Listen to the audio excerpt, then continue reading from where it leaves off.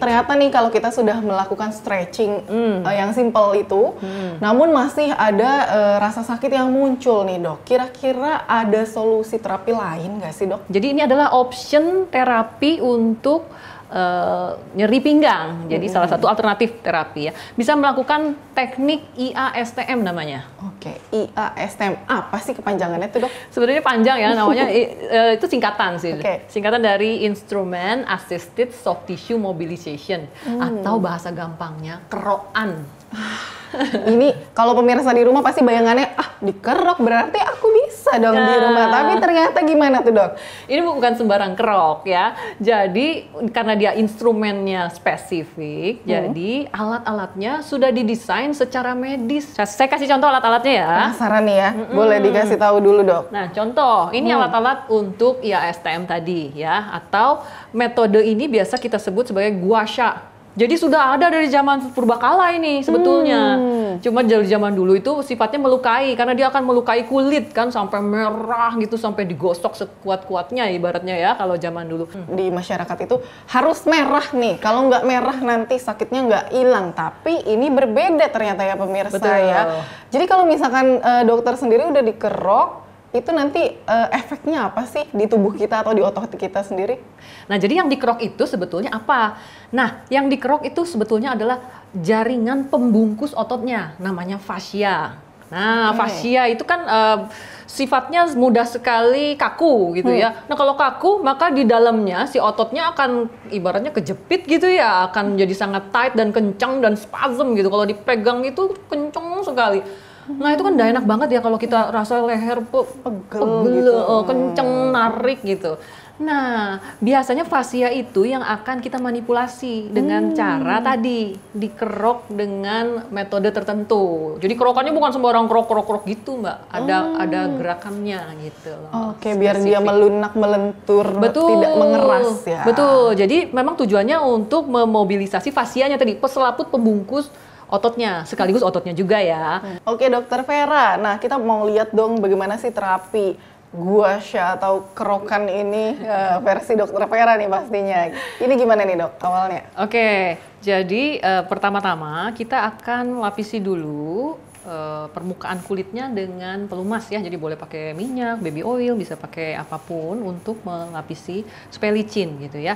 Nah, kita akan mulai dari otot yang paling permukaan, yang di bawah kulit ya. Dan otot ini yang paling besar. Nah, ini sering banget bikin sakit pinggang, namanya latissimus dorsi. Karena dia letaknya permukaan dan ototnya cukup besar penampangnya, maka kita menggunakan alat keroknya juga yang paling besar ya. Nah, ini saya akan coba demokan bagaimana cara untuk melakukan pengerokan gitu ya, area otot pinggang yang sisi paling luar seperti ini. Ya, pasiennya sambil menggerakkan badan. Iya. Oh, pasiennya harus mengikuti ya? Iya, jadi ikut. Nggak boleh kaku gitu ya? Betul. Biasanya sudah kita instruksikan terlebih dahulu. Nanti ikut ya. Jadi seperti ini. Ini lakukan beberapa kali sampai efek yang kita inginkan tercapai, yaitu apa? Seperti disetrika ini sebetulnya, ya. Jadi kalau ada perlengketan-perlengketan dari fascianya atau selaput tadi ototnya itu ya, perlengketannya itu bisa terbebas dulu dengan menggunakan alat ini. Karena dari awal kan terasa ada tahanan ya, ini nggak enak gitu, ini ada tahanan di sekitar sini. Nah sampai tahanan itu cukup hilang gitu ya, baru kita selesai. Nah, bila sudah teratasi, kita baru bisa mengambil otot yang lebih dalam lagi, gitu. Bagian mana tuh dok? Nah, biasanya paling sering itu kan kalau sakit pinggang di sini nih, namanya quadratus lumborum atau orang bilangnya QL. Nah, otot QL itu kita ganti lagi alatnya mbak, karena dia letaknya lebih dalam. Dan kita pakai alat yang lain yang lebih kecil. Dan ujungnya bisa kita sesuaikan karena kita kan mau masuk lebih dalam nih, jadi ujungnya penampangnya lebih kecil ya. Nah, kita bisa mengambil otot tersebut lalu melakukan gerakan melingkar-melingkar seperti itu ya untuk otot QL-nya. Makanya ilmu anatominya juga harus bagus. Iya bener ya, nggak bisa main asal ngerok di rumah aja pemirsa. Karena harus tahu nih bagian ototnya yang luar, yang dalam, kondisinya kaku atau tidak gitu ya dok ya. Betul. Oke, dan ini semua juga gerakannya harus dikombinasikan kayaknya ya dok. Betul. Nanti biasanya sih merah sendiri sih, kalau memang dia bermasalah di titik itu akan memerah seperti kerokan biasa. Ya memang nggak akan semerah itu ya, karena itu kan sebetulnya melukai kulit ya, perdarahan di bawah kulit kalau kerokan itu ya. Ini tidak akan semerah itu, tapi akan semu-semu pink gitu loh. Ya artinya peredaran darahnya membaik di daerah situ, bagus. Ya, seperti itu.